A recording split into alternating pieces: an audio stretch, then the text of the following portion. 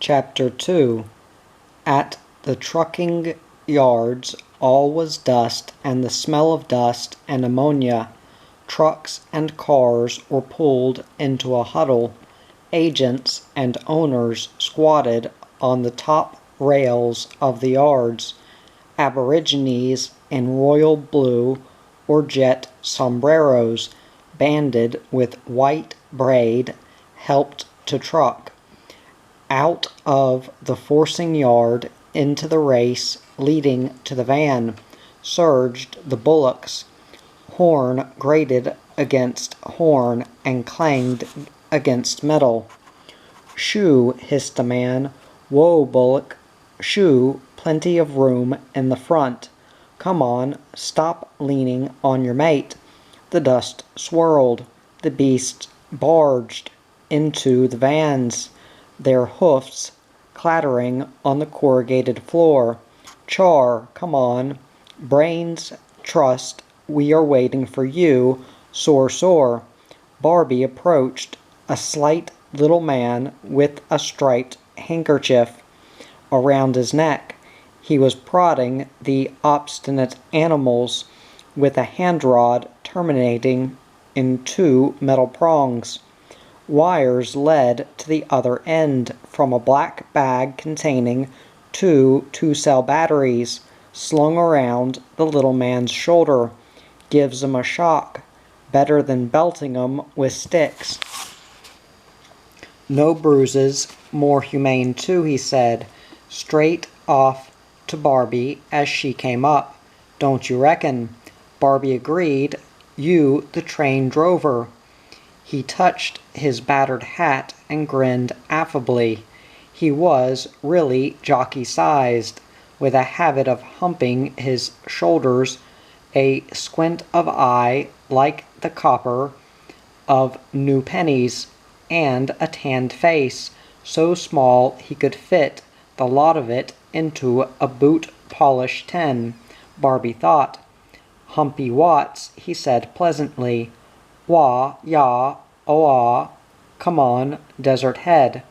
"I want to get to Adelaide," Barbie said. "I don't want to hang around here till tomorrow. I heard this cattle train's going right through, and I'd like to go with it." "Course, why not?" Humpy Watts said, taking an optical tour all over her. He grinned. "Won't cost you anything, either. I'll fix it with the guard." "I can pay," Barbie said. "She'll be right." He winked. "You're welcome. Be here about 7. Okay, thanks. I'll look forward to seeing you," he called after her, and turned to prodding the thumping, frantic beast with great alacrity.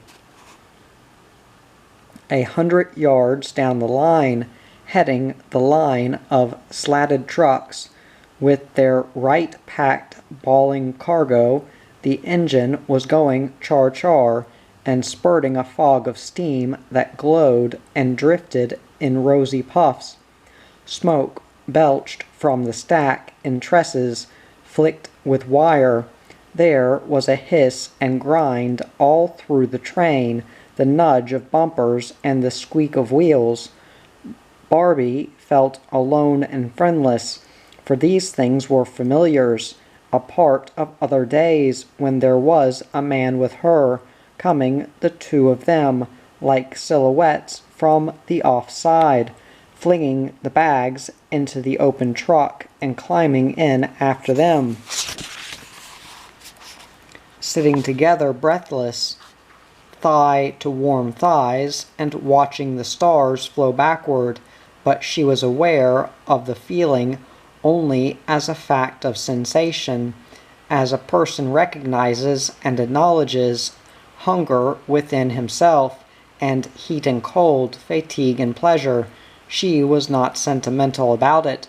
Someone shouted. One half of a black-red man with a peaked cap leaned out of the engine cabin. There was another shout. Barbie stepped into the compartment. It was a typical dog box at the end of the caboose. Cinders lay on the ledges. Dust filmed the leather upholstery studded, with buttons that gave it a quilted look. Water slopped in the water bottle, and the stopper dangled on its chain. She replaced it in the neck. She swung her small suitcase into the scoop of the luggage rack, formed of a lattice of brown twine.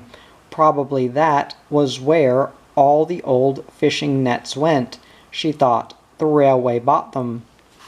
She noticed Humpy Watt's gear in the rack opposite a swag roll and a battered suitcase, and in a moment the little man himself appeared, standing on the footboard of the moving train, framed in the door window. He unlatched the door and entered. "I've just been up chatting to the guard. He wants me to give him a game of cards, but I thought you might be lonely for someone to talk to," he smiled frankly. Barbie said nothing. Humpy flung his dirty, shapeless Stetson into the rack, excused himself, lifted up one end of the long seat, and disappeared through the door marked lavatory. When he reappeared, he had put a comb through his mousy hair that resembled nothing so much as the tail that forms on a worn-out millet broom. "You going back to your people, are you?" "No," Barbie said. He pulled down his suitcase and took out a brown paper parcel tied with a bootlace, and a bottle of whiskey. "Staying with friends, I suppose?" "No." He sat down on the seat opposite her, the brown paper parcel on his thin knees. "Got no place to go to, like?" "No place in particular. I'll wait till I get there." In the parcel were 4 huge sandwiches, the whole round of the loaf, like table tennis paddles, an inch thick, and filled with corned beef and pickles. "You could dance the polka on them," Barbie told him, smiling. He was serious. "It's a real man's meal, no mucking about. Anything I hate, it's them little diamond-shaped sandwiches, you know, with a shaving of meat on them. Real sissies chew. Gimme a decent doorstop job like this any time." She ate hungrily and told him they were good. She didn't want a drink. He poured himself jigger after jigger and drank them straight.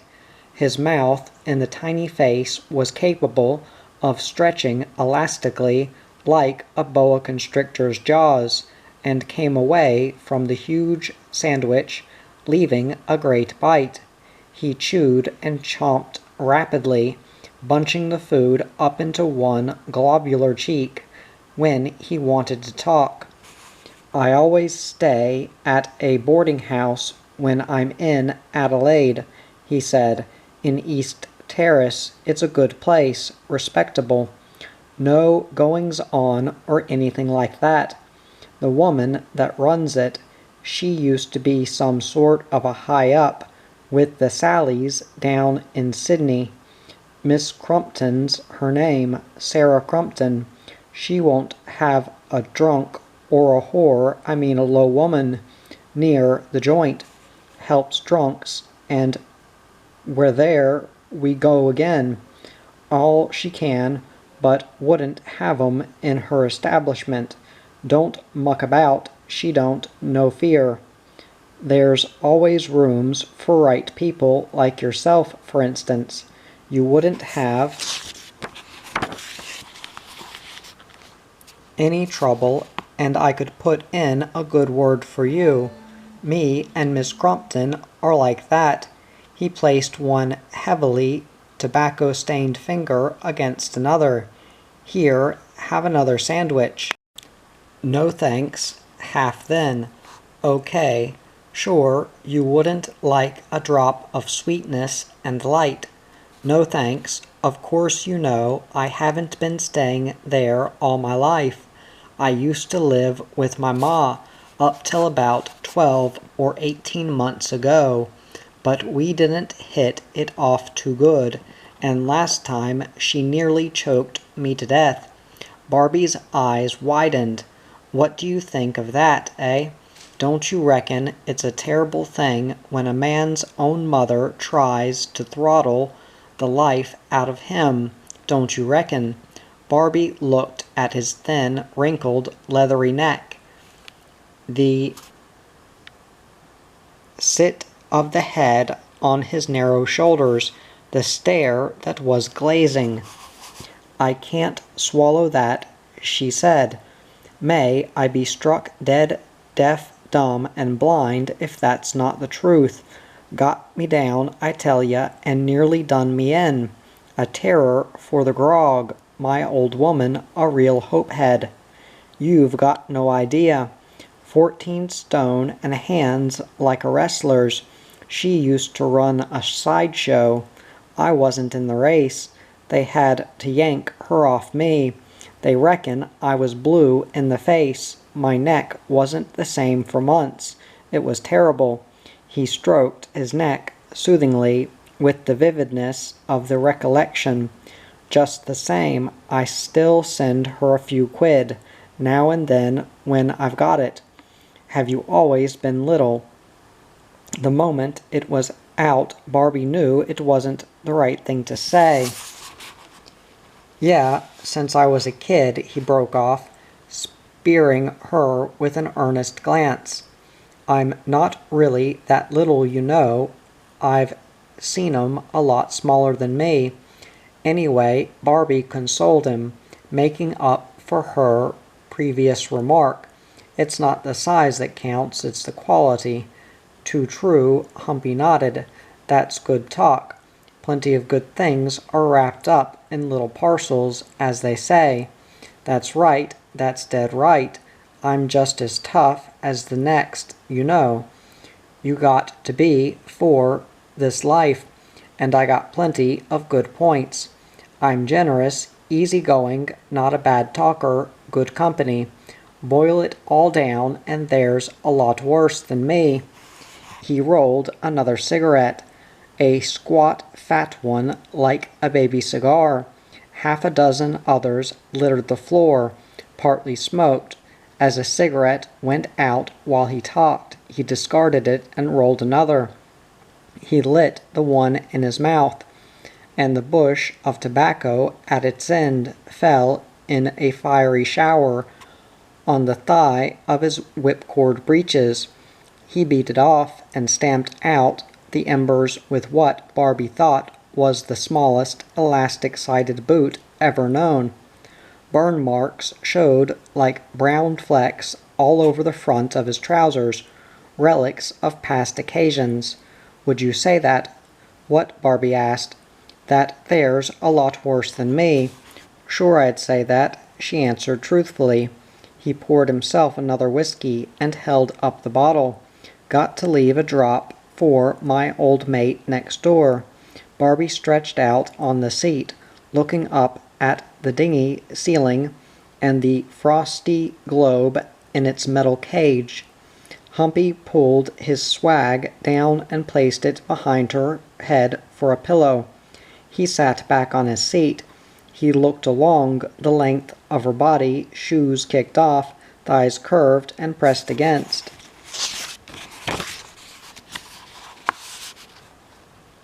The dark blue corduroy trousers, flat stomach, breast lifting the pink blouse, and came back to her face. But her eyes were closed. He sat staring, blinking, watching the gentle heave of her breast, hearing the soft breath from her slightly parted lips. "Hey," he said softly, "you asleep?" He called again in a whisper. She didn't answer. He swallowed glumly, a bleak, hopeless wretchedness in his eyes. He took his leather overcoat from off the peg and looked down on her at the faint flush of rose in her tan cheeks and the clotted lashes resting on them. "God, you're pretty," he whispered forlornly, "real pretty. Gently he placed the coat over her. "Thank you, Humpy," she murmured, to his surprise, and turned on her side, face to the wall. He sat back, syrup-eyed, statuesque. "Humpy," he muttered. She said, "Thank you, Humpy." It was as if he had achieved something of the unattainable. He felt exalted.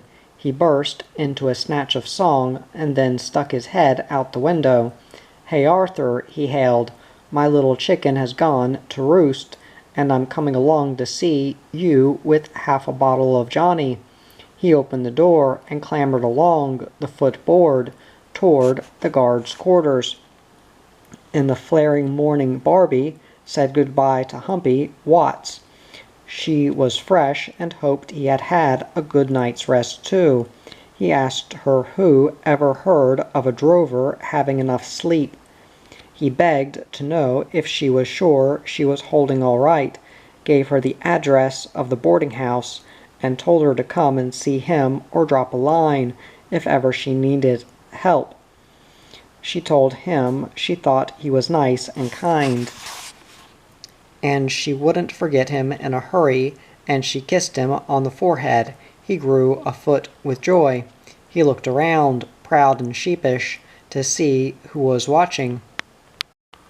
In the city built like a gridiron, Barbie found a room in a cheap hotel. She unpacked and had a bath. It didn't make her feel any better. Now she was here. She didn't know why. Her mission for Danny Fisher was just something by the way. Life was aimless, and she knew it, and it churned the conflict in her. She had got away from nothing. She had only brought it with her, and because she was so remote from the beloved familiarities, and yet so close to her grief, the sense of loneliness and deprivation was made all the worse. Tears welled unbidden into her eyes.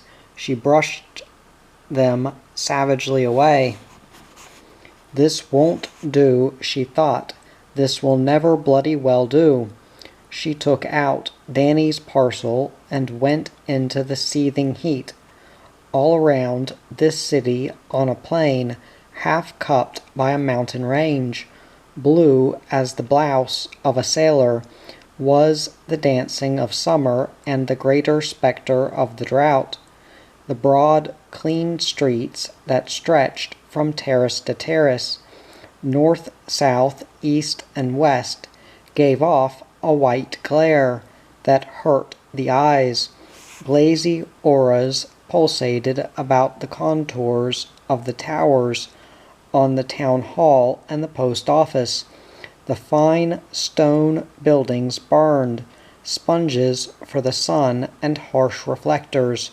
Windows dazzled, and all the metals that shone caught the rays now here, now there, in a drizzle of radiance. The grass, the gardens and parklands were dry and dull with dust, and a sky that could be smoother than silk and bluer than opal was hazed with silt and the color of an old tin mug. Barbie went out to Unley, to the address Danny Fisher had given her. A gray, heavily built woman with a peke yapping behind her, slippers and a saucer and a cup in her hands, answered the door. She sipped the tea as she listened. Then she gave a guffaw. "Good Lord, they've been gone these last 3 years. Oh, shut up, Trixie. Gone find a cat. No, East Adelaide somewhere they went. Wait a minute. Hey, Harry." "Hullo," said a voice from the back of the house. "Them people, the Sheltons," yelled the woman, taking another sip of tea. "What about 'em? They give us an address, didn't they? East Adelaide, wasn't it? We still got that address. Gord asked me another. You wrote it down. We was forwarding mail for a while. Who wants to know? Get to hell, Trixie, you yapping horror. Harry, call Trixie. Here, Trixie, here, lass. Harry dutifully obeyed. Wait a minute, I think I writ it down on the back of Hey, Harry, she yelled. That calendar behind the clock in the kitchen, I think I writ it on the back of that. Have a look, will you, Darl? Harry came out with the calendar, fly-specked, browned, and featuring a race-horse. Here she is, Apple, he said to the woman. Your troubles are over. He grinned at Barbie, a slight man with jug-handle ears and the eyes of an otter, who stood with his thumbs in the pockets of his vest. Barbie took the address, and the woman said, I hope you find 'em all right, dear, and nothing's wrong. That Mr. Shelton didn't look as if he was long for this world, high-strung and sick half the time, poor feller. Good luck, Harry said. Come on, Apple, back to the horses. I never seen a worse bunch of billy goats. At the house in East Adelaide, an old man leaned on the front gate. He told Barbie the Sheltons had been gone for some time. They had gone to Sugarbag Flat. He didn't know the address. Barbie went back into the city, damning Danny Fisher and all his relatives. In a milk bar, she slacked her thirst, slipping off her shoes under the table and fanning herself with the menu card. Shoes were a curse. Women's shoes this kind, and this kind of territory, with its burning pavements, was a curse. How did they wear them, and keep on wearing them without making faces in all directions? Yet women did wear them, and shoes could be elegant, dainty, lovely. I wish I could wear them, she thought. I do wish it. But I know I'd only look clumsy, or yell like mad to get them off, or fall over and crick my ankle on something. It's no good, a person kidding themselves. You've got to face facts. I've got the inclination all right. I just haven't got the feet for it, that's all. It's like this dress I'm wearing and this hat. I put them on, and I look funny. They look funny on me. They don't look right somehow. And even if they did look right, I'd sort of feel inside me that something was askew. It always strikes me like that when I come to a city. Isn't that strange? Because I can throw on a dress at home, or anywhere else, such as in small towns, and I don't feel a thing. But then suppose I was to dress up, real flash, in those places, hell and Tommy, I bet I'd feel the same then. Like a fish out of water, a real melon among the buttercups. Yet I'm a woman. Why can't I wear pretty clothes and carry them? Why can't I be like other women? It's wacky, the whole damn thing. She looked at girls, at their hair and their eyes, their beauty and their clothes admiringly. She looked at young men, well-dressed, youthful, their neat haircuts, and their handsome tailoring. She appraised them. I must look like an old crow among doves, she thought. She sauntered down King William Street in the breathless heat, looking in the windows, admiring the beautiful clothes, decking herself out, but grimacing with disapproval each time at the imaginary result. She watched the people passing her by, the women and the men who did not give her a second glance. Strangers who never heard of good day. I could be plated with gold, she thought, for all they know.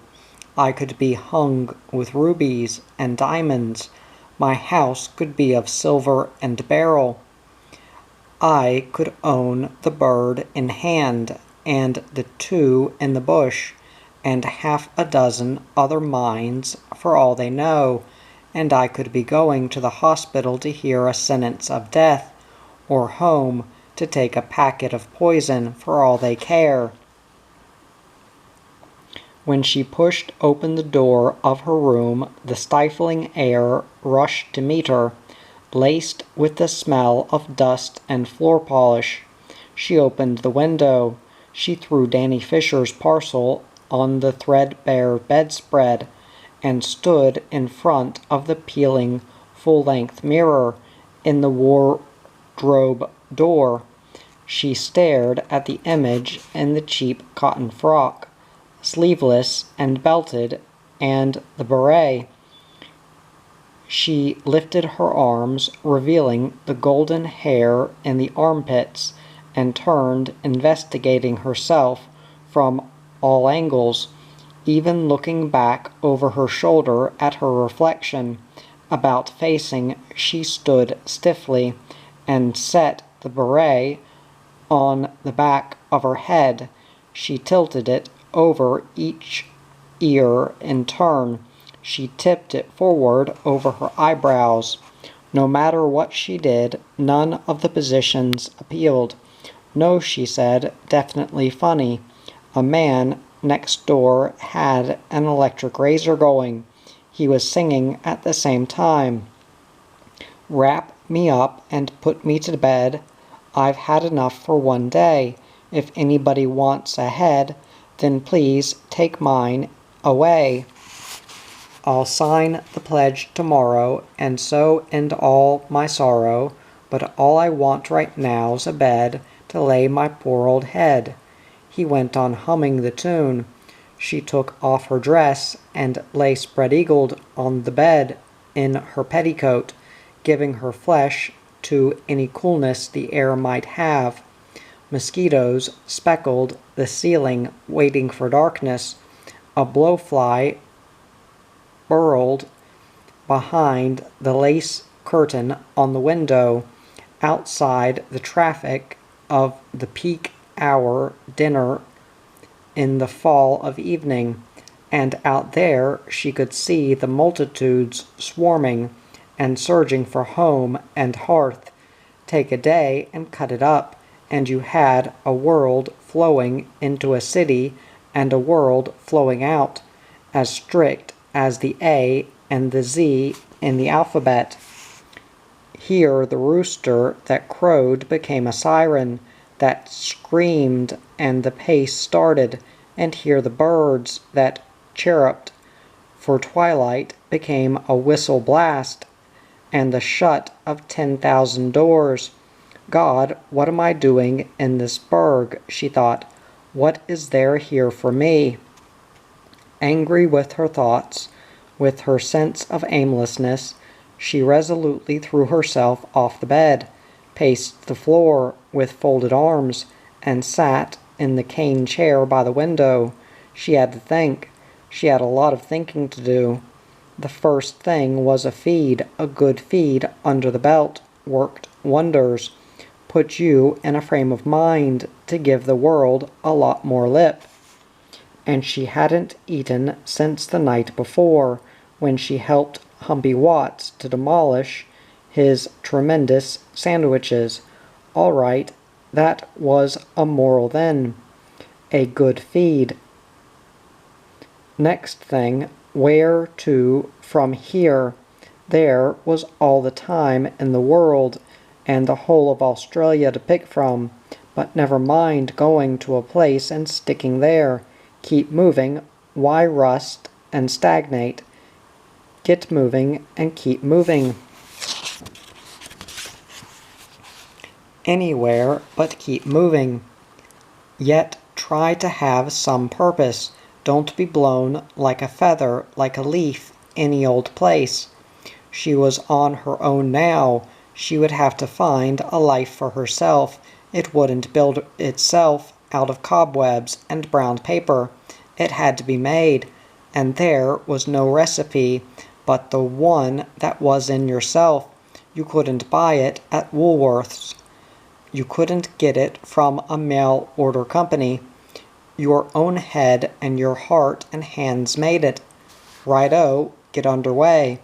Might as well be sugar bag flat first. Find Danny Fisher's sister and pass on his effects. Get that job done. Poor old Danny lying in a hospital bed in Port Augusta, pinching the nurses' bottoms and telling the doctors what a lot of goats they were. She had a promise to fulfill, and that was an obligation to Danny. So make it sugar bag. Have a look around, see what was doing there, and dope out the next move accordingly. Barbie felt much better for this orderly tidying of her mind. She went out and had a 3-course meal in a restaurant and spent 2 or 3 hours window shopping. When she returned to her room, she was all the more convinced that she was doing the right thing and glad that she was to leave it in the morning. She got into the lumpy bed in a long, loose night dress with a drawstring at the neck, with only a sheet over her, for the night was hot and airless. The only literature was a Bible that was donated by an organization which gave them out to hotels all over the country for the propagation of the word, the interest, and the possible redemption of inmates and guests. Barbie knew the Bible backwards from her father and from her own reading, but it was a book you could always go back to and read again. She liked the New Testament better than the Old. There was too much cruelty, brutality, too much blood and guts in the Old for her. When she was a kid, she wanted to see Delilah burned to death in a bushfire for what she did to Samson, and she felt a pang for the great big stupid boy that was Goliath. At a verse in the Song of Solomon, she dozed off. Her hand reached up to yank the loop of string stretching from the light switch to the back of the bed. Her sleep was restless with the heat and the mosquitoes that hummed in legions, diving on face and arms. She awoke suddenly to hear voices in the next room and the clink of bottles and glasses. There was the titter of a girl, her lilting voice, and the soft laughter of the man. "Don't be shy. I'm not shy. Why, what's up? You don't have to be so rough." Barbie put the pillow over her head. She suddenly saw Humpy Watt's face, and Billy Lomas, and 101 others from Penola to Birdsville, and from Wilcannia to Kalgoorlie, and it struck her for the first time how all the men who had shown some interest in her were in a way pigs, of the same snout, hard men of the earth, outdoor workers, the knockabout army, fencers, miners, stockmen, grape pickers, sleeper cutters, wheat lumpers, drovers, and the rest. Nothing pressed and polished, nothing in a white collar, with white hands, glossy hair, and a row of pearl buttons for teeth, ever looked at her. Not a shopkeeper, not a clerk, not a banker, or a doctor, or a lawyer, not even a town street sweeper dressed for Saturday. Maybe it was the same for Humpy Watts, and Billy Lomas, and all the others as far as women went. Maybe you had to be with your kind. Yet what was it that made it so? Humpy Watts, with his sense of inferiority, and his cocky defense of it, she considered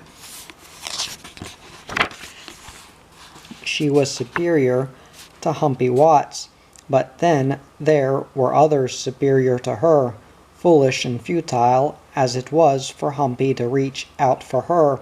it was just as foolish for her to reach beyond herself.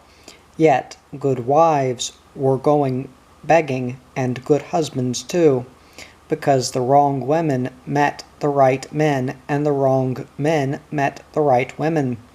She lifted the pillow off her head. She heard the girl groaning as though she would die of joy. Barbie dragged the pillow down on her head again, feeling she had no right to listen and not wanting to listen.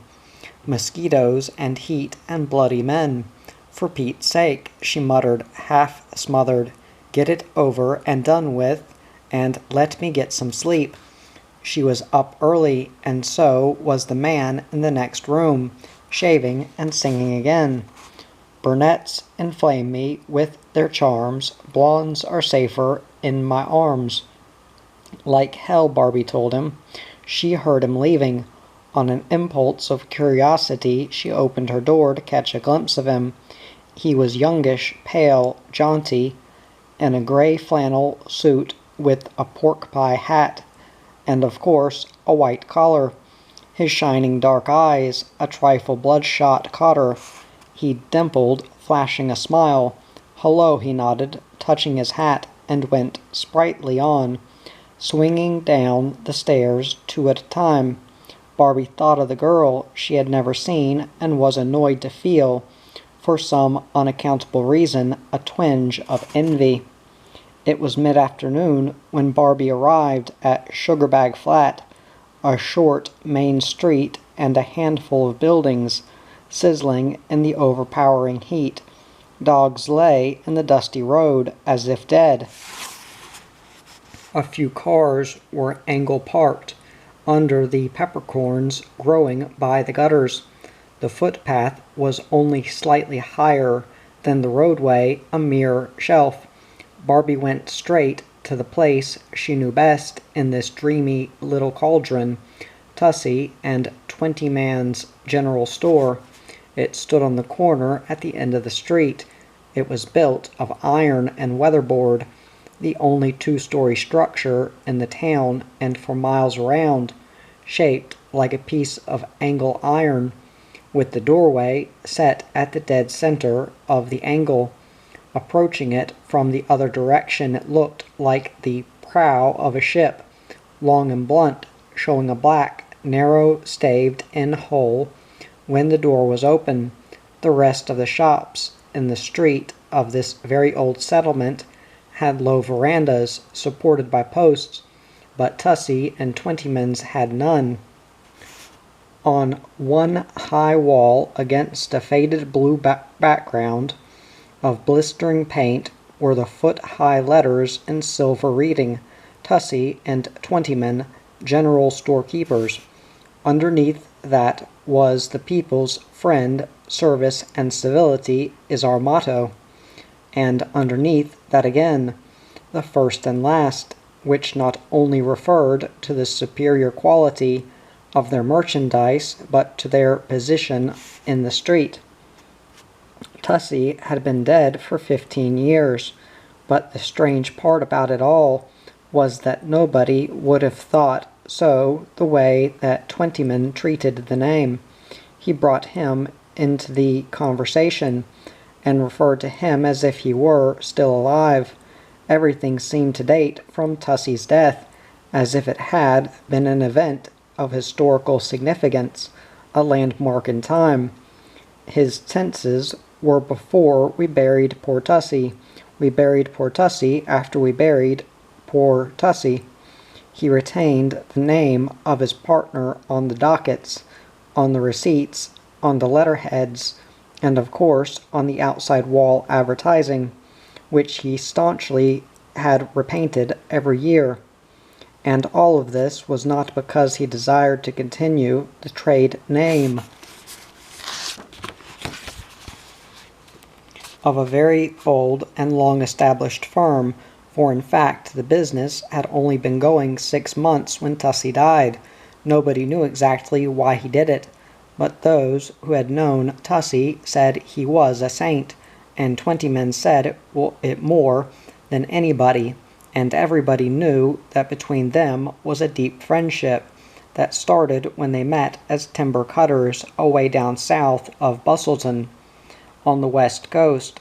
That was with them at Carnarvon, where they tried to make bananas pay, at the Golden Mile, and along Transcontinental, where they worked as fettlers, living in tents in the desert and looked after by a supply train called the Tea and Sugar.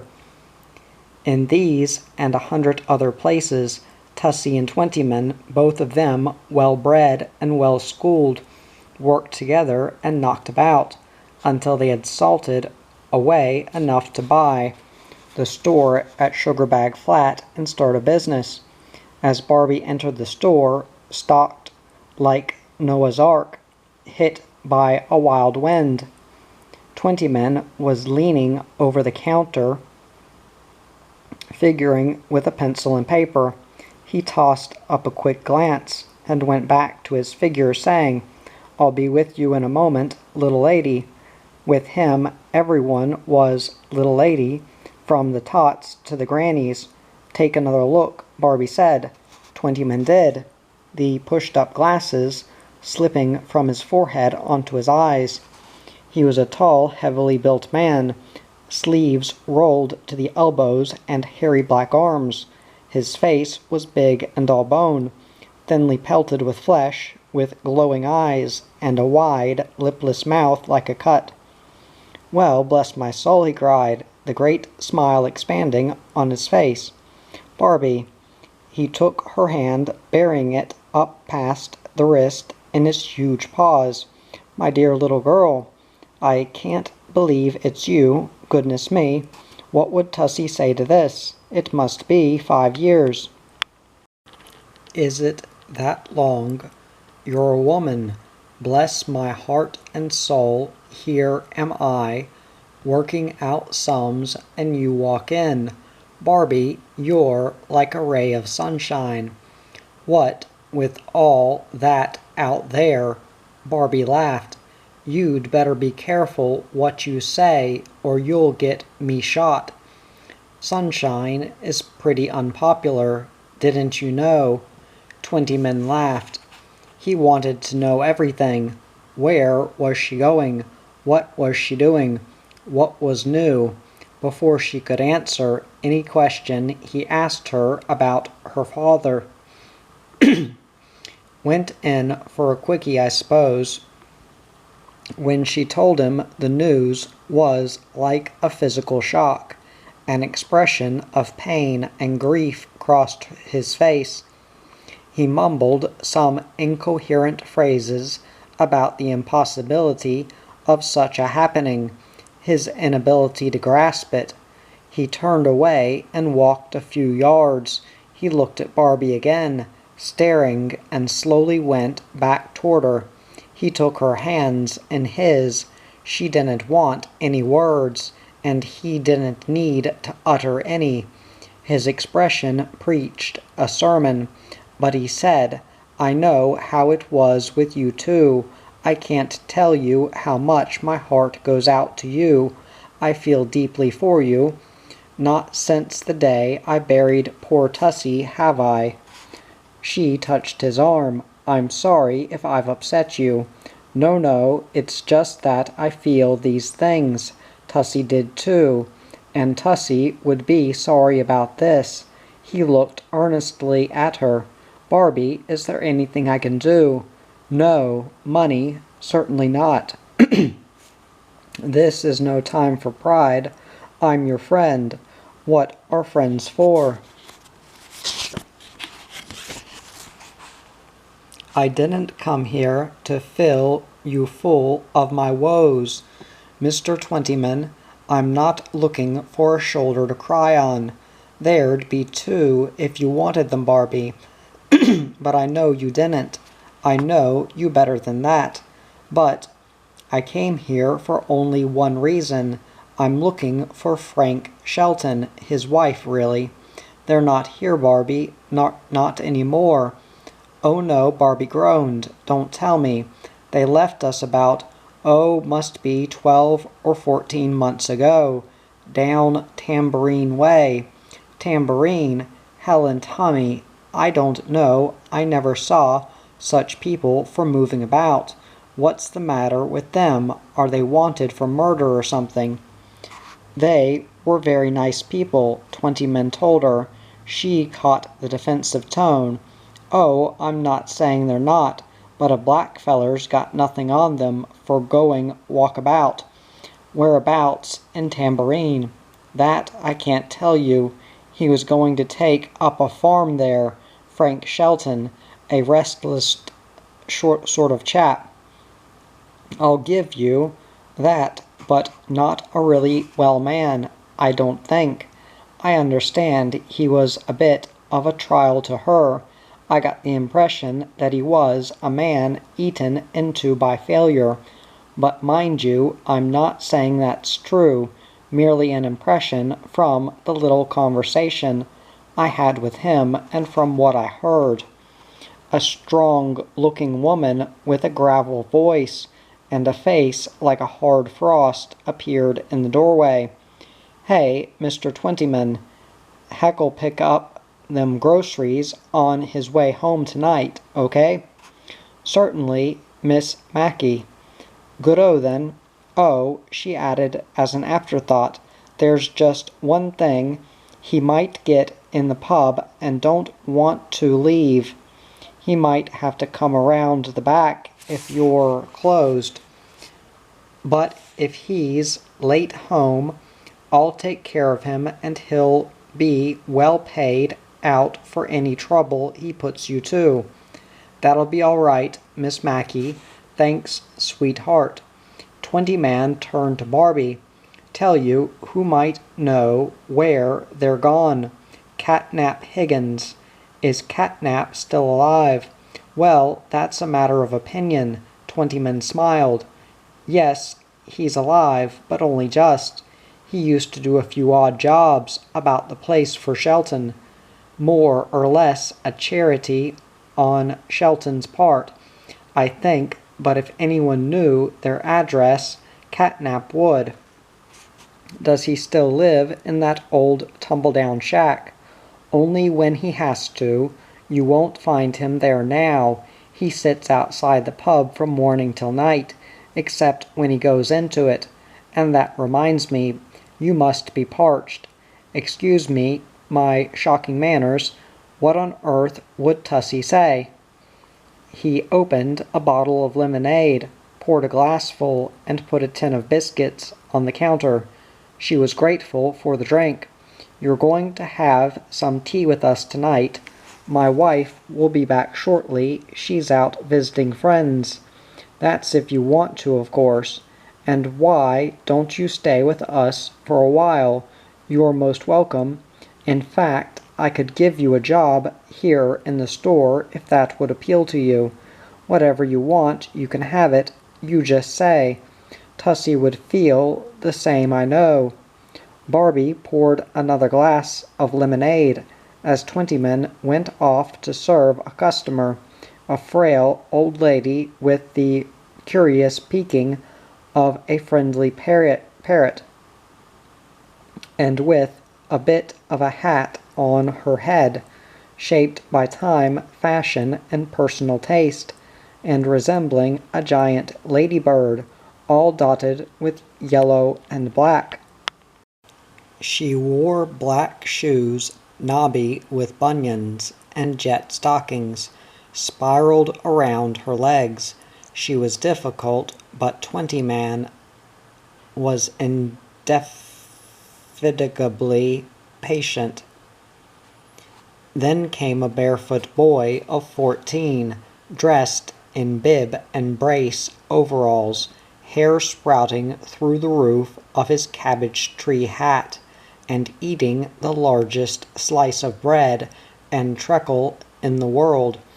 He sat on a bag of sugar, chewing and gawking. He was followed by a skinny girl with a triangular face and pruny eyes. 2 other women came in, carrying grizzling babies, talking about the weather and the price of everything. 20 men, slipping for a moment down Barbie's end of the counter, apologized. "It often happens like this," he said. "A rush sets in. Don't worry about me," she told him. "I'll go along and see old Catnap." "Good idea. You can leave your bag here, and don't go buying meat pies." He slithered back. "You know, little lady, what's yours?" A tired little man, boiling in the heat, his forehead stippled with sweat, sat down with a gasp against the pub wall, pulled his trouser legs up to his knees, showing sticks of bone and hair, and squinted ahead, dozing fitfully while the flies nicked in to drink at his eyes. He blew at them sideways from each corner of his mouth. Here it was once more, the flood of summer, and here he was, sitting tight on 70. A time in those summers past when a man could take the blades and shear 200 sheep a day, when a woman could wink and he could do something about it, when a man could feel the burst of power and fight, when he could drink like a fish all day and work like hell tomorrow. Where does it all go? Dead and buried in the summers and the mystery of growing old, a hollow casing like the shell of a locust with him now. "How's she going, Catnap?" Barbie greeted him. His head was down, chin on chest, and he didn't lift it. "All right," he replied, promptly and automatically. "Still kicking. They's a lot of people dead, ain't they?" "I'm Barbie Casaubon." He squinted at her from his grizzled face. "So you are," he agreed. "Put a bit of puddin' on, ain't yer?" "I don't think so. Bum looks bigger, tits too. Where's your daddy, Barbie?" "You'll be seeing him soon," she said with some truth. "That's good. Thirsty weather this. Give you the horrors. Why'n't you sit in the shade?" "Sit in the shade, and I get cold.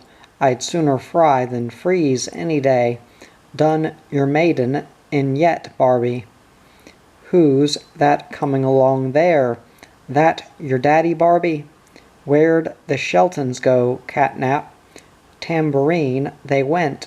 That Frank was gonna send for me. The bastard never did. Up him with a red-hot lemon. That's all I say." "You know the address?" "Not sure. Out a bit. The 20-mile, I think. You gonna see them?" "Good feller Frank, but he never sent for me. You tell him up him with a red-hot lemon." "Where's your daddy, Barbie? I'm broke. Won't be right till pension day." She took the purse from her pocket. He heard the jingle, and urged himself upright, swaying like a cobra, using the wall for support. Open-mouthed, greedy-eyed, he looked at her fumbling fingers. She gave him 5 shillings with a smile.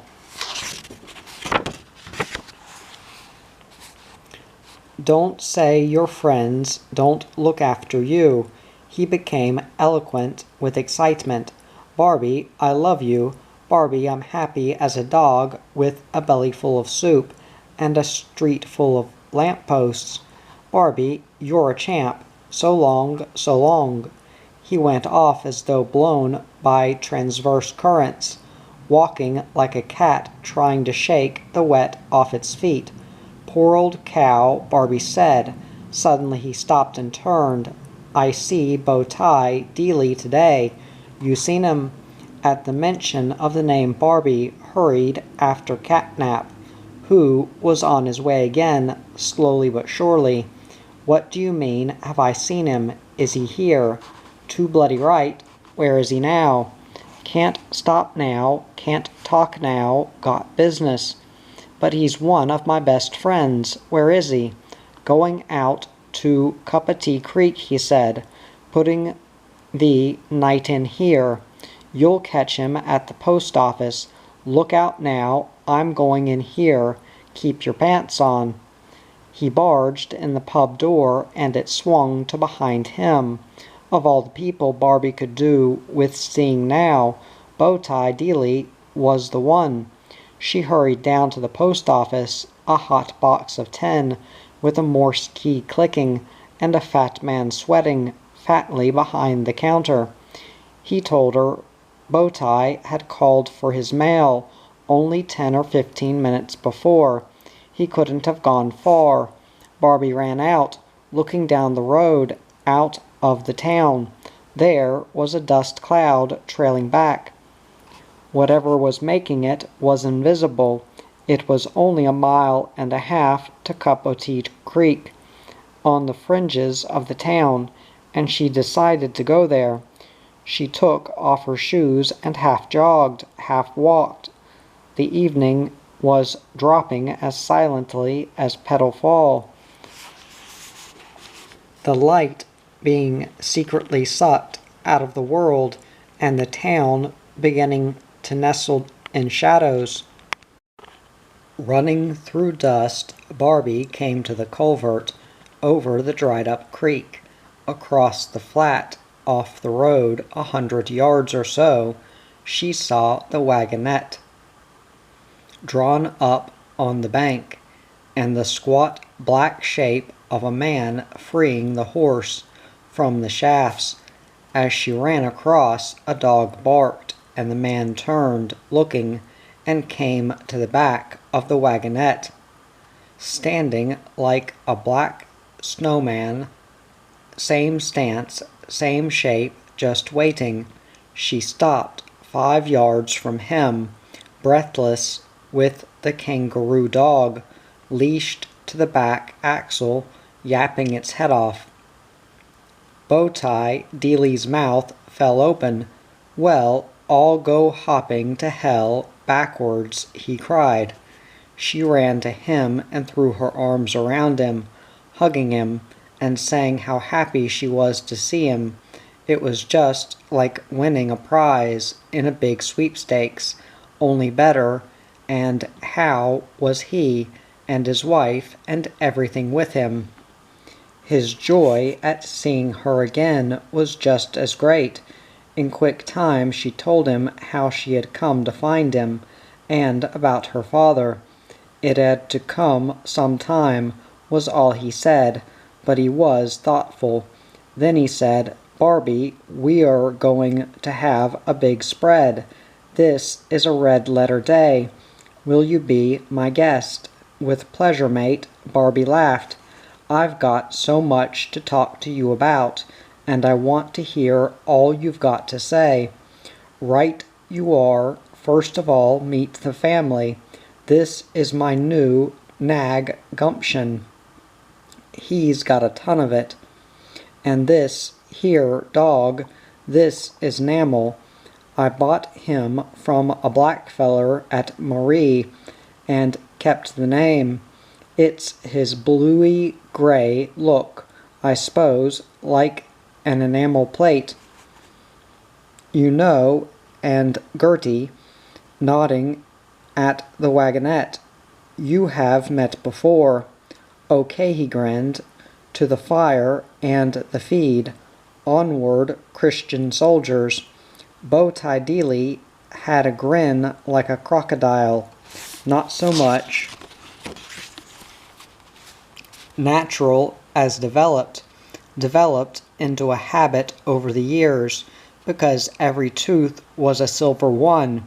Most of the time they were not looked after, and they were like pewter, but when he polished them and smiled in the lamplight, he looked as if he had a mouthful of stars. He was a short, thick-set man of 65, with rounded shoulders and arms like bows. He wore a basin hat squarely set on his head, and with a scalloped brim pulled down all around. He was never seen without a bow tie, and the bow ties he wore were faded and limp, dirty and frayed. One he had of shot silk, but the rolling shimmer had years ago said good-bye to the silk. The pockets of his coat were repositories of junk that had dragged the cloth into bulging peaks down around his knees. His hands were stained with grime that filled every crack and hairline, and along the backs ran a system of ridgy veins.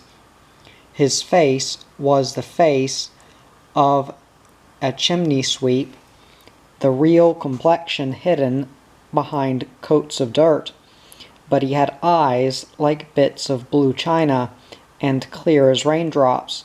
Bowtie Dealey was on the move for 8 or 9 months of the year off and on. He left his wife at home in Oodla Weera, companioned by a blue-eyed cat, a wall-eyed dog, and a peg-legged duck called Donald. She was a gray and pink, taciturn woman. If she used 2 words where one would do, she would spend the rest of the morning wondering why. She attended to the business at that end, made artificial flowers, and sat by a radio, an old French set on which she had to tune in on Paris to get Broken Hill. He had letters from her written in telegrams. He followed a schedule and an itinerary subject to hail, rain, and shine, and had his mail sent to post offices.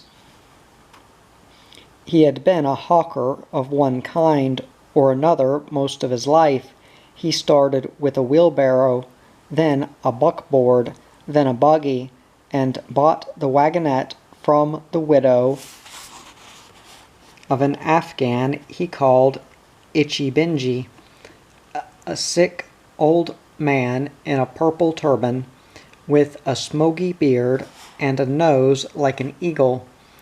Itchy died in the desert north of Quorn, his bleeding feet plowing circles, running toward Mecca in the sunset, and when they found him his body was black and naked, and his eyes were gone, plucked by crows.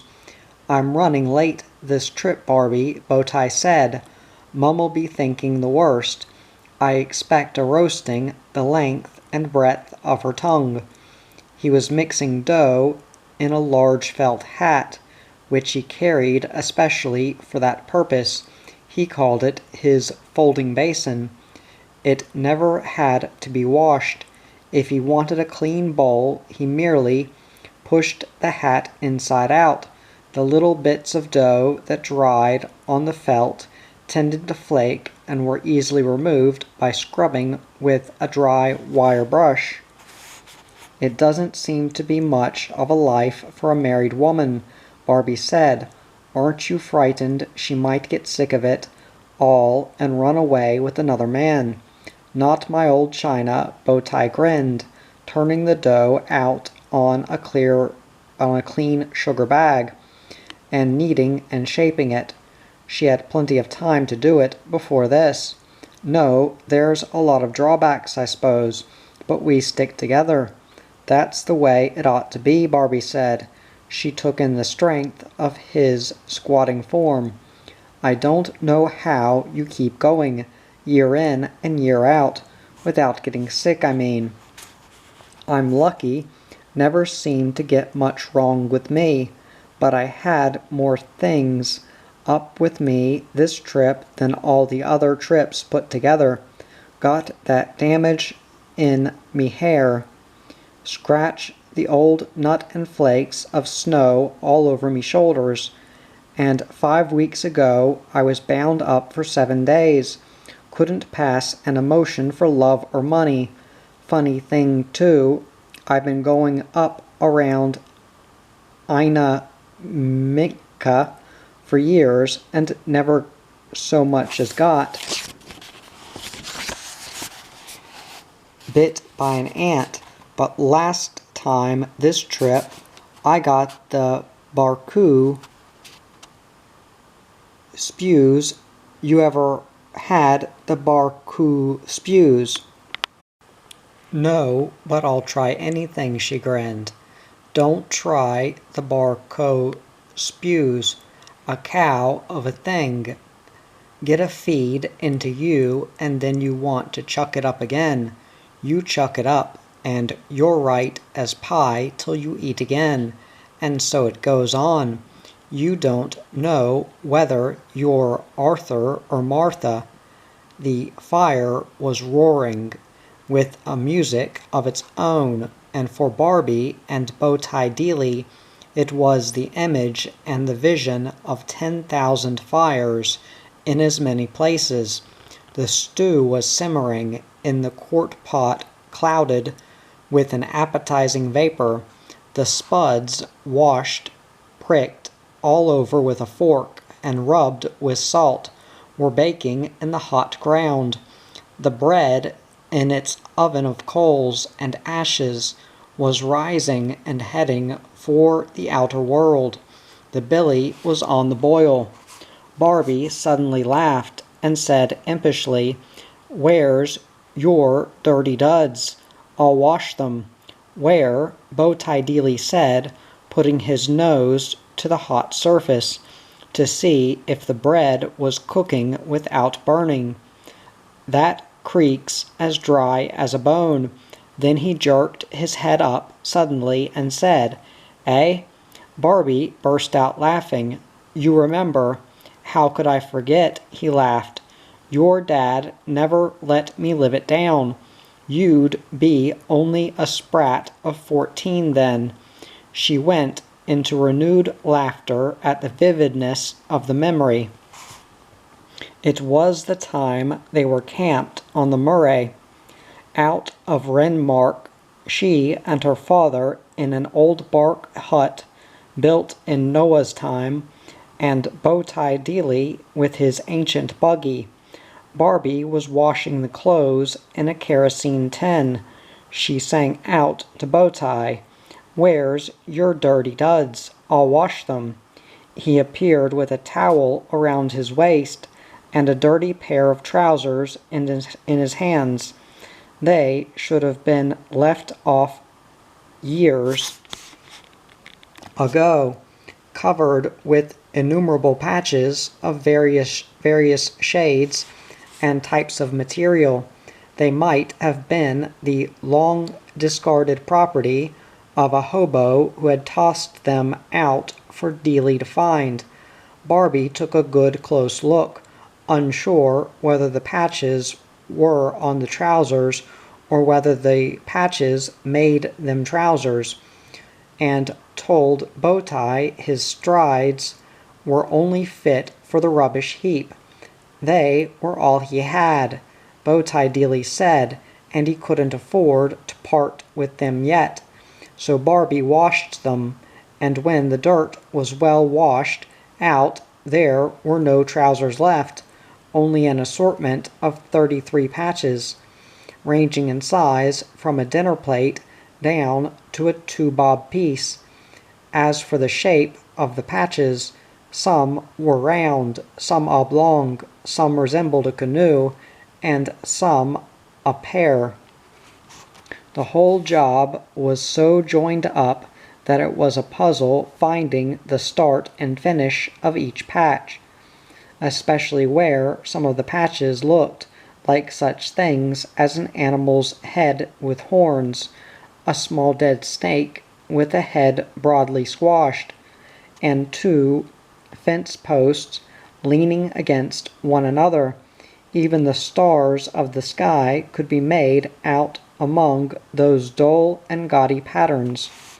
Studying the colors and materials, Barbie and her father worked it out that the patches were taken from such articles as a potato bag, blanket, tent, a Brunton's flour bag, mauve table covering, an outside hat band, a basil apron, bed ticking and dungaree trousers. while the smallest patches, most of them looked like scanty trouser parts. The colors appeared in shades of brown, peach, pink, plain blue, flowery pattern blue, khaki, white gray, and dark to darker shades, with an odd white pencil stripe appearing here and there. The cotton mostly showed black, and where it didn't, it showed stitchings of fine twine, and in some places fishing line. Down one hip of the trousers were the letters BRU, and on the back side the letters OUR, patches, of course from a branded flour bag.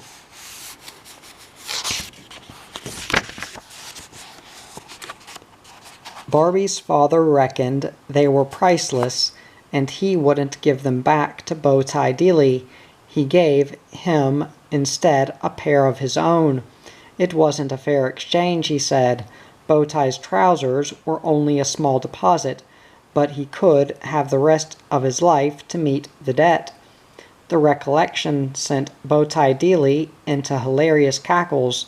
And do you remember your dad spreading them on the floor as we talked and smoked at leisure? He could always see something in them we didn't see before. He used to show them to everybody, Barbie said.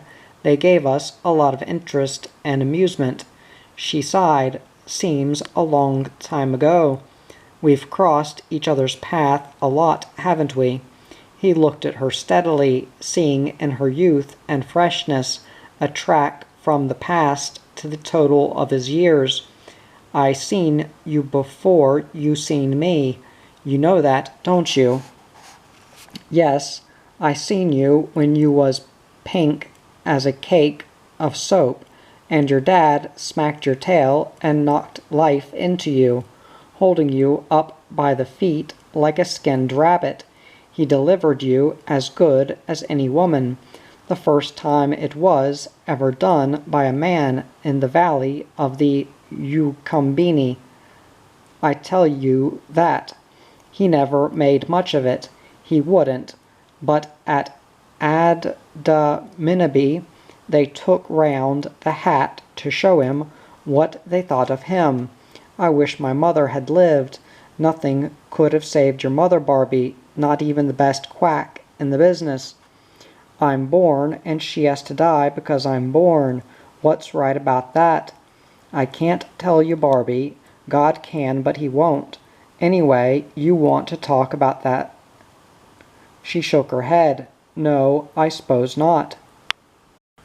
You want to talk about your mother. We'll talk about your mother, but I don't think it'll get you anywhere. What's past is gone, sewn up for all time. It's what's in front of you that counts. That's the way life's heading, and you're going with it. I know, she said. You're right, but it hurts yet. About Dad, I mean. It hurts like anything. How could it do anything else? But Barbie, listen. He stood up anxious to shift the mood in her. This is a feast, a celebration. Not going to make a wake out of it, are we? She grinned quickly. Of course we're not. What scrumptious smells. I'm just famished. 40 years cooking on the back tracks and in the bowels of the earth. That's the way you learn to keep the flavor in the food. Come on, tuck in.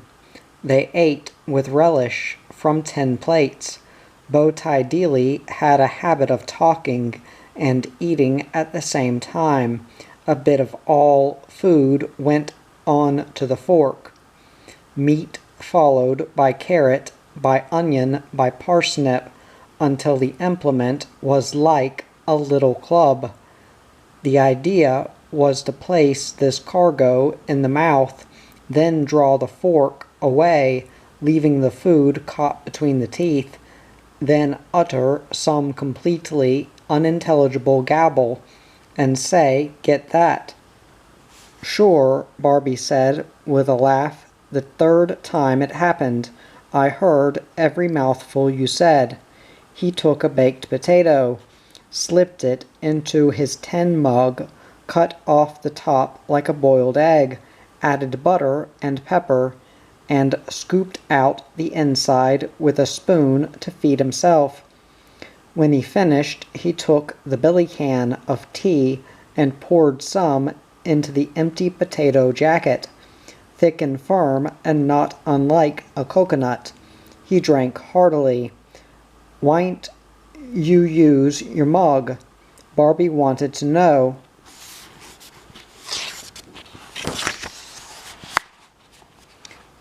"It's a little on the dirty side," Bowtie said, "and I can't afford to waste the water." She had never seen that done before, and she told him not to throw the jacket in the fire because she wanted to have a look at it inside.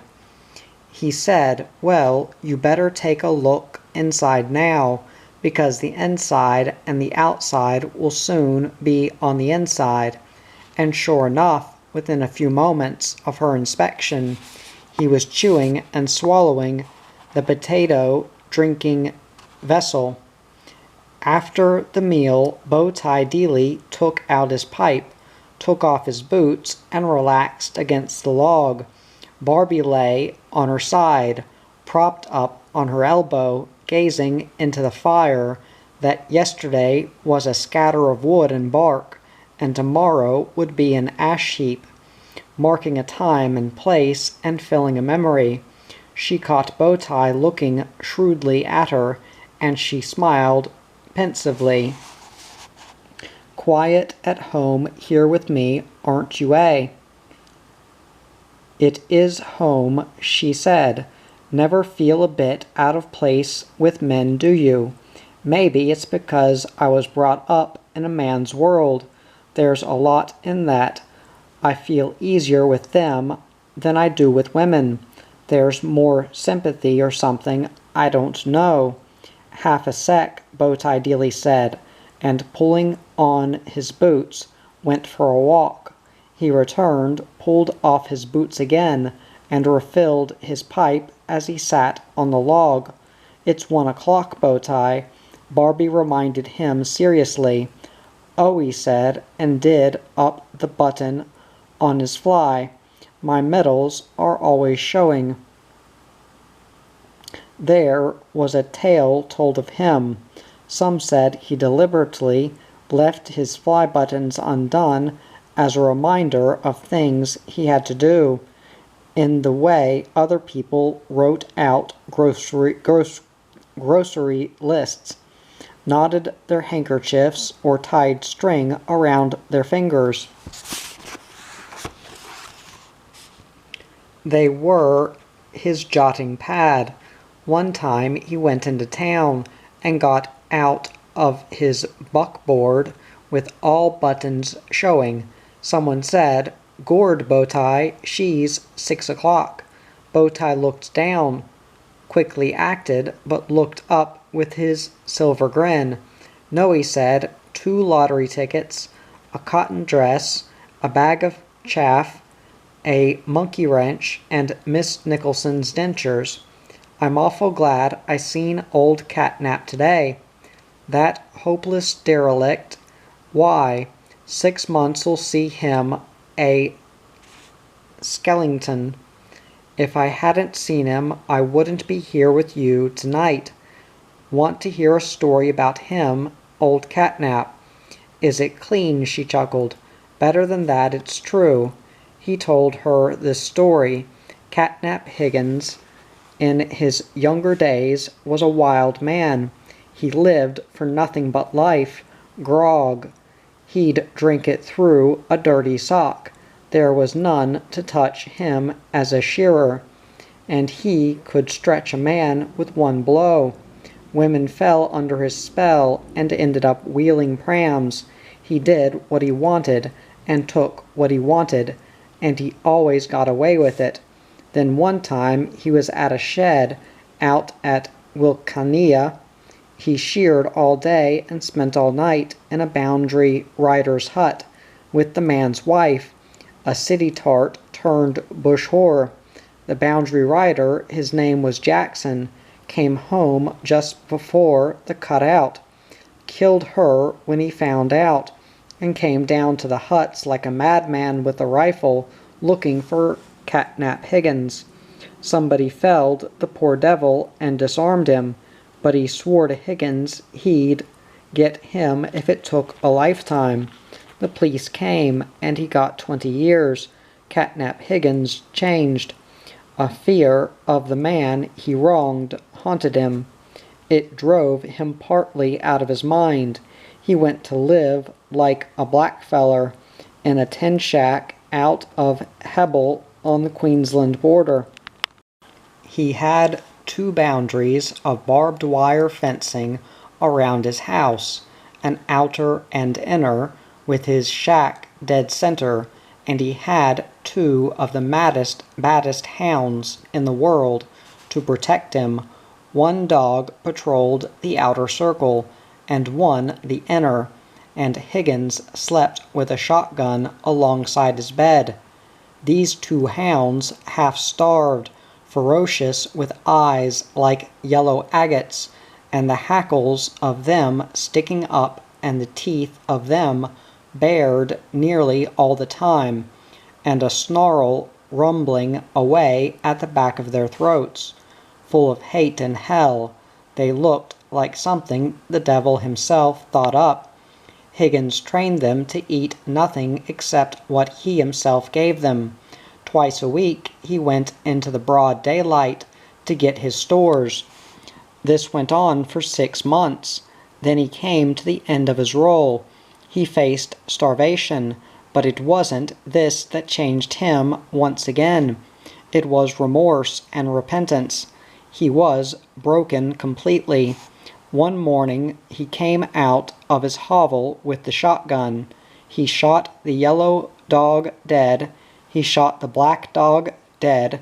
He dragged down the fence with bleeding hands. He set fire to his place. He walked in the bright sun slowly, as if offering himself as a target to some unseen avenger. He went to the police station. He put the guilt of his crime down on the desk in 10 single filthy £1 notes. He wanted to pay for it. "Send the money to that man," he said. "Take him out of that prison and put me there. Ask him what else he wants of me. I will do anything he says." They told Catnap Higgins that Jackson was dead. He had been dead 9 months. 3 months before Higgins had gone to live in that shanty with the double fence. The man who had come to make restitution had come too late. That's what finished Catnap, Bowtie Dealey said. He was over the hill and he rolled down it, and he's been rolling ever since. From a 10-bob lair to a fly-blown old derelict, that's Catnap Higgins, and nobody but himself did it. It's a bit like Judas, Barbie said thoughtfully. He was sorry too late. She looked up suddenly and penetratingly. "Bowtie, what are you trying to tell me?" "Nothing." "Yes, you are. Come on, out with it." He laughed. "No, honest. It's not true. You made it up." He was serious. "It is true, Barbie. Gospel true. I don't want to preach. I got the wrong collar on. But it'll tell you a lot if you think about it like it told me." "What does it tell you?" "You think about it." "No," she insisted. "I want to know. No good prodding me. My gate's shut." "You're a stinker, Bowtie Dealey." She flipped a twig at him. He laughed. "But this is what it tells me," she thought. And she said, "Life can overcharge or shortchange us, because we have to pay for everything. Devotion, love, or sin. We have to balance the scales and pay the price. Everything cost something, and nothing comes free." "You've got it," Bowtie Dealey said. "But I know that already," Barbie told him. I've known it for a long time. You've got to know where you stand in this life, Barbie. You've got to have sense. You've got to have guts. Have these things and you can get on. I know that too. He chuckled. Yes, you're as full of wisdom as an old woman, but you're still only a bit of a girl. And you're on your own now. All sorts of things can happen to you.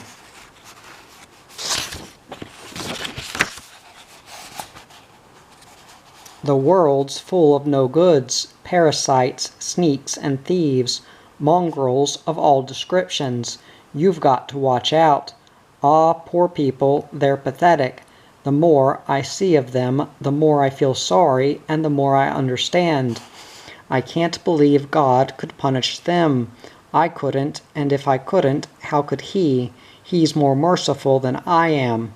That sort of thinking's all right in its place, but not much use when a murderer's standing over you with an axe.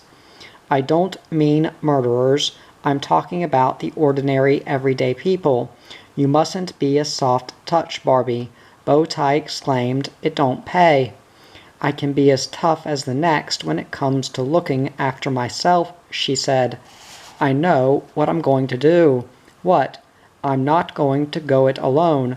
Not for always. I'm going to get myself a husband. You may not find one. I will find one, she said quietly, but emphatically. Make sure he's good. Don't settle for less than the best. He'll be the best I can get. You got anyone in mind?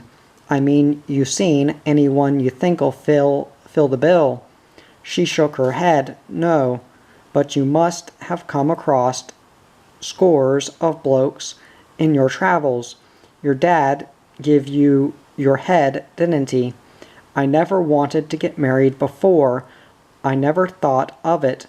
Dad was the only man in my life, and I never thought of it any other way. He used to say, one of these days you'll be chucking me overboard for one of these young'uns. But I just used to tell him to pull his head in, and he'd laughed. Sure, I've gone to dances and had my feet flattened. I've been kissed behind the cowbells. I've had the usual eyes made at me and the same old proposition put to me. The same old line blown down my ear by men whose wives don't understand them, and men who thought me cruel and heartless and wished I was a man for a while so I'd know what it felt like. But none of them made me give off sparks. She looked at the old man, studying her. I'll know the one I want when I see him. You will too, Bowtie Dealey said. He shuffled up the fire and put the billy on again to boil. Tea stood by him. He always said, she went for a walk. When she returned, he said to her, how about coming home with me for a while? No, she said, just till you get your bearings. No, I've got to keep moving. I'm going to Tambourine and finish this business for Danny Fisher, and I'm going to keep on going just for as long as I feel I want to. Things'll sort themselves out, and I'll be taking notice of the cues to play. If you get stuck anytime, anywhere, you know what to do. I'll be all right. You got a home at Oodla-Weera any time you like, you know. I know. Bowtie threw a handful of tea into the bubbling billy. What do you say you were going to do in Tambourine? I got to find Danny's sister, people named Sheltons. Sheltons, he looked up. I know the place, out at the 20 Mile. Old Ned Egan used to own that property.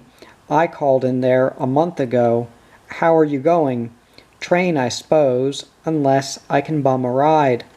Your best bet is to get off at Pelican Siding. If you go in,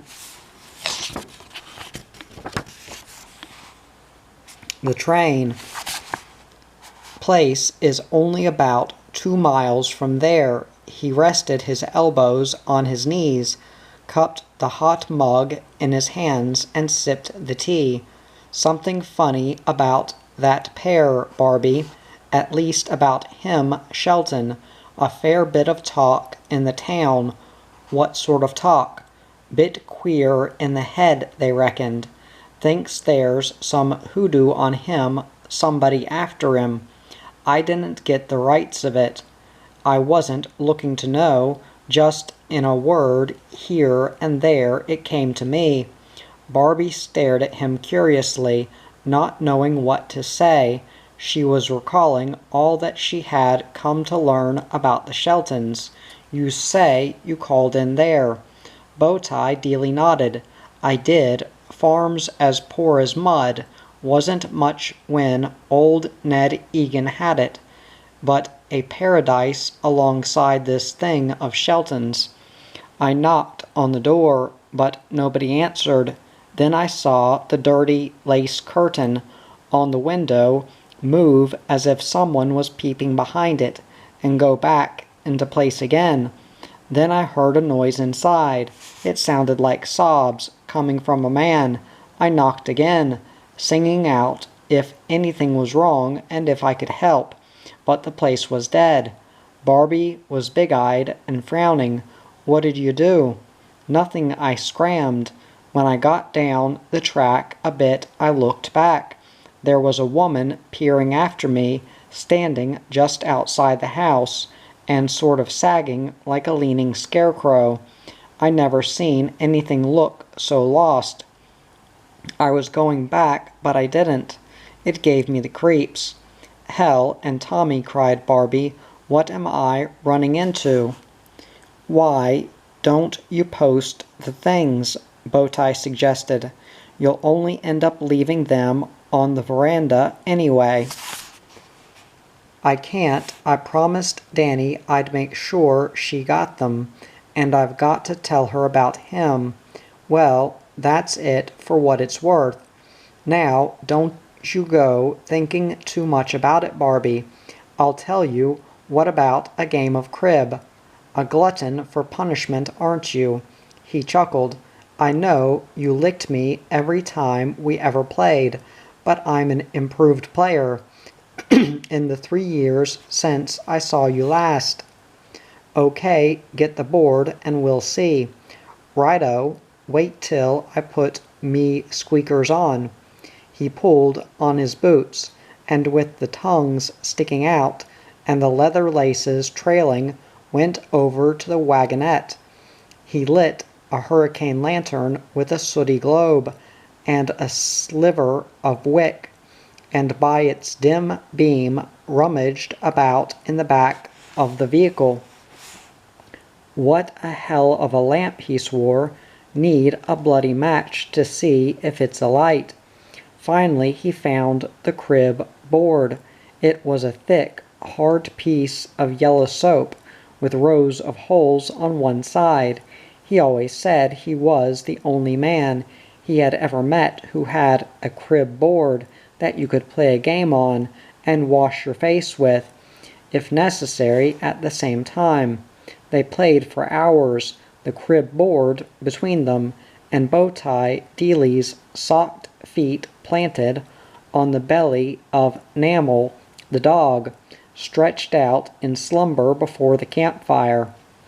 Barbie won every game.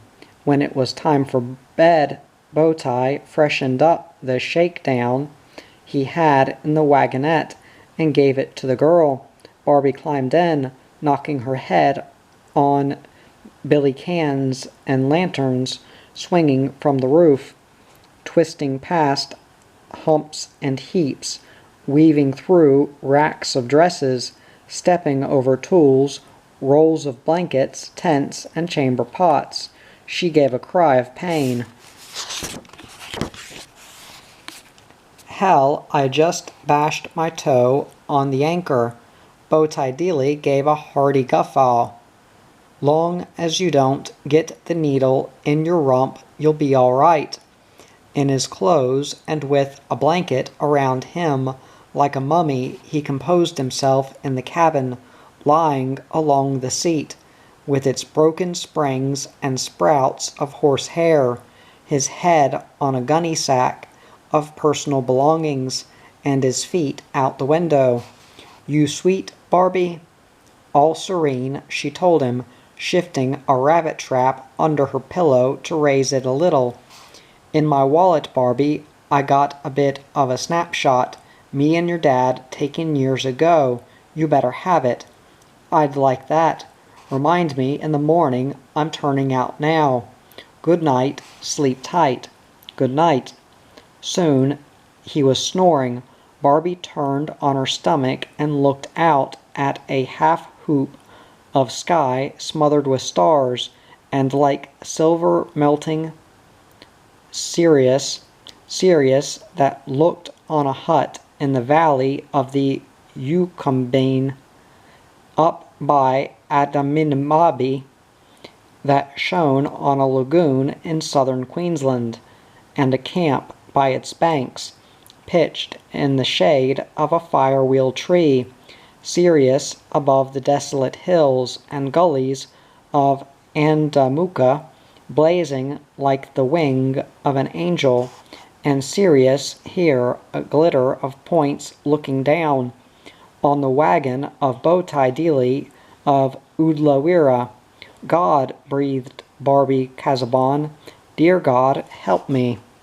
Bowtie Dealey drove her back to town next morning, and went on his way, but not before giving her, besides the photograph, 2 frocks, a check shirt, a pair of peach-pink bloomers, and a set of green silk garters with yellow rosettes all around.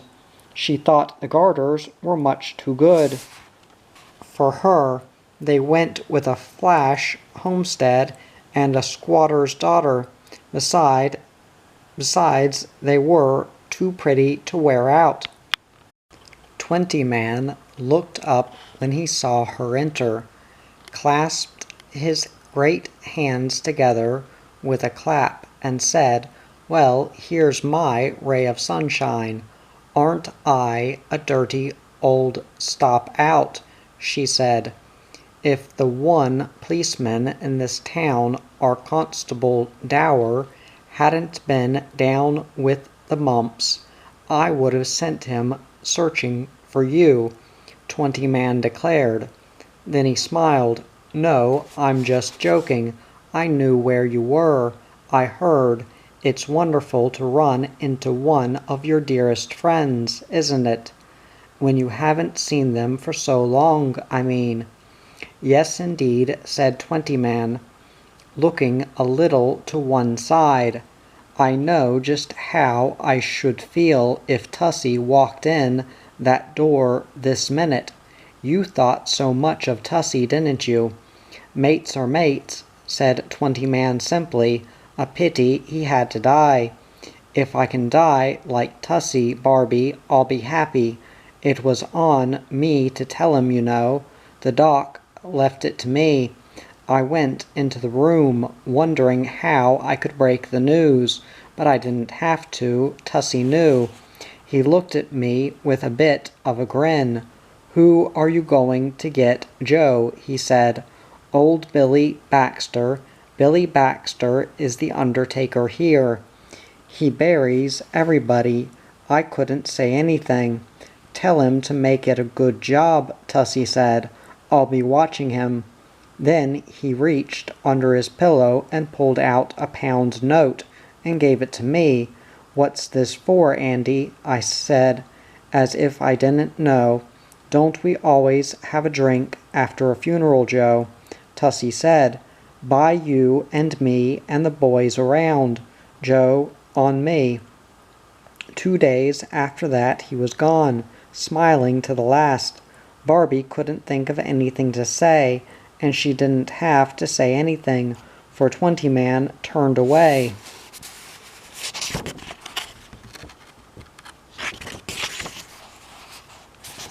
appearing to have remembered something he had to do at the back of the store.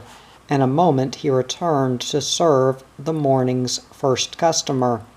There was no possibility of a lift through to Tambourine, and she could not catch a train until afternoon. She spent the morning with Twentyman and his wife, a soft, sweet woman, and had the midday meal with them.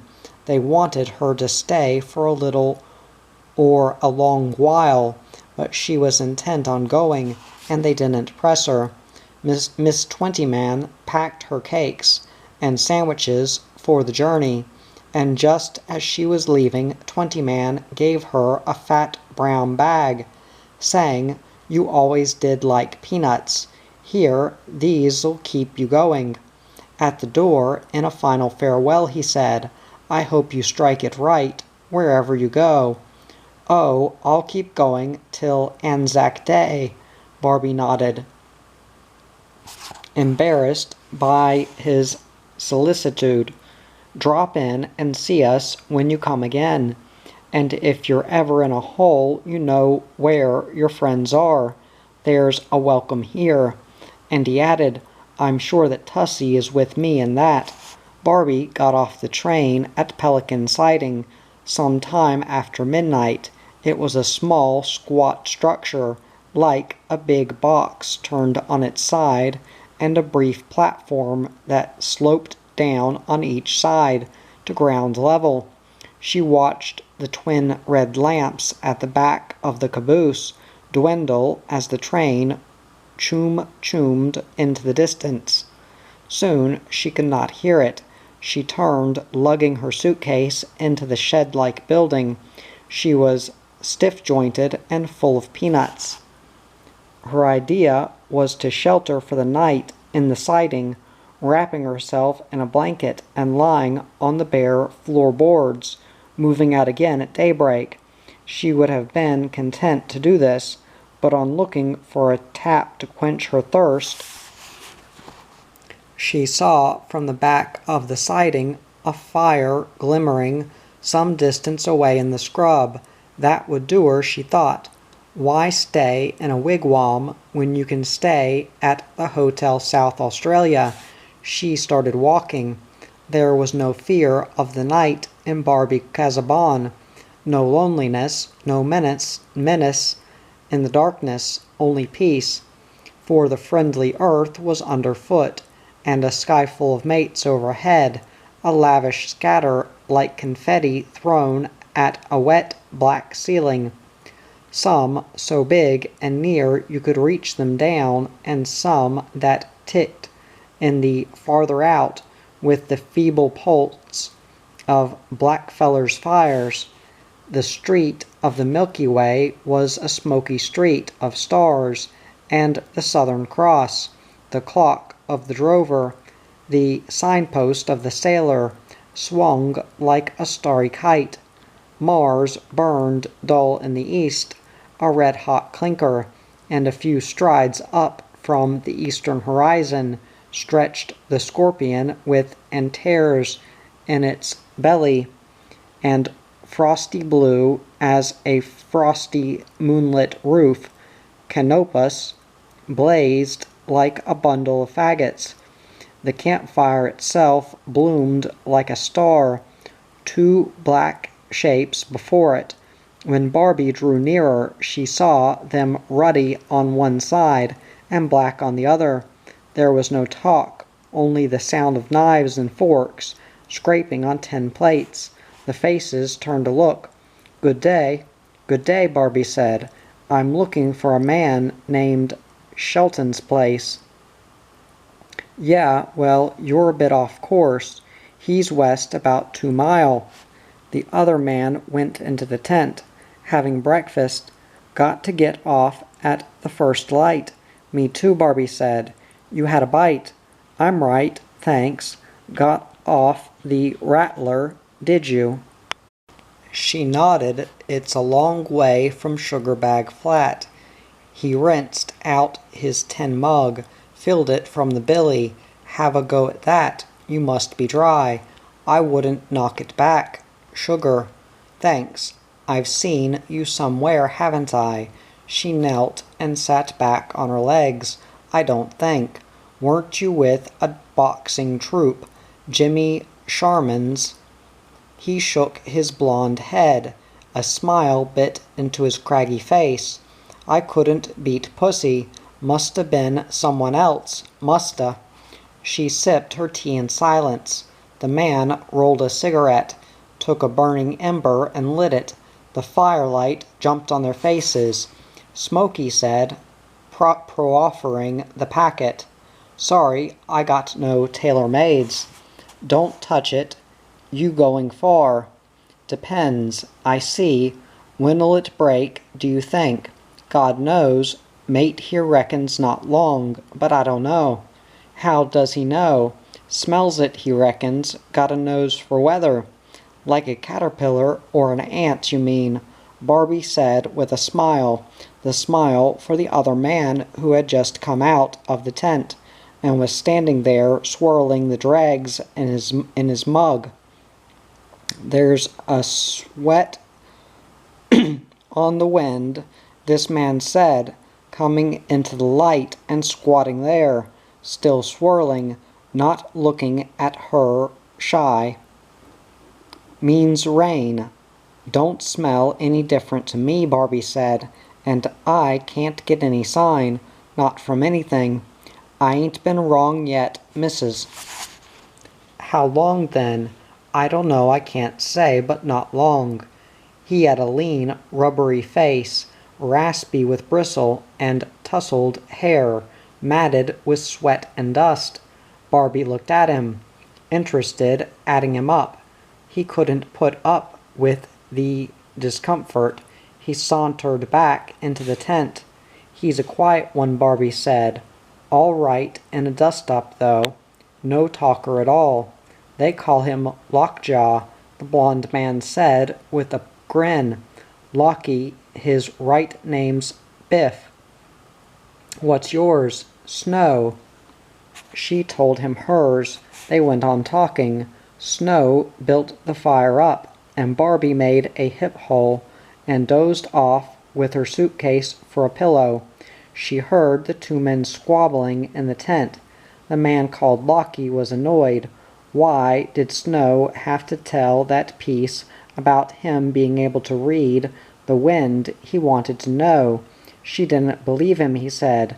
She looked at him like he was a seven-tongued liar, he said, just like he was a big heap of bull dust. Snow told him not to be a mug. The Sheila had him in her sights because she thought he was a bit of all right. That would be the day, Locky retorted, when some gal from out of the scrub or otherwise had him stringing along with her. Snow told Locky to go and get lost, and Locky told Snow to do the same, and it was all over. One of them came and dropped a horse rug over Barbie. The day was going to be another sizzler. The first shafts of sunlight through the trees were already hung with dust. The sunlight looked like dust, and the dust looked like sunlight.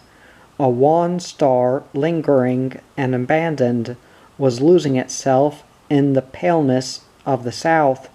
Barbie looked down the road toward the scene, men on horses in the haze, and out beyond the trampling of feet, as the sheep eddied in a circle with the dogs barking and running across their backs. They all disappeared in a cloud, and the cloud kept moving. Barbie walked across a paddock, patched with bare earth, tussocked with shiny twine-colored grass, gray and fawny, drab with the tail of drought. The bald patches cracked like old hands, stirred with dust, dust that whirled out of nowhere and twisted away into nothing.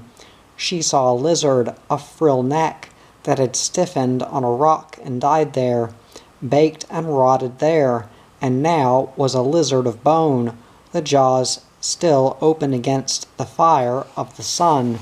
She came to another road and saw a gate. Mounted on a post outside the gate and by the roadside was a kerosene box for mail and other deliveries. Painted on one side in scraggly white letters, as though with a stick, was the name F. Shelton. Barbie stood at the gate, looking down the reeling cart track that led to the farmstead. She saw a man come out of the house. He shouldered a spade and crowbar. He was hurrying, almost running, along beside a fence. He vanished over a little rise.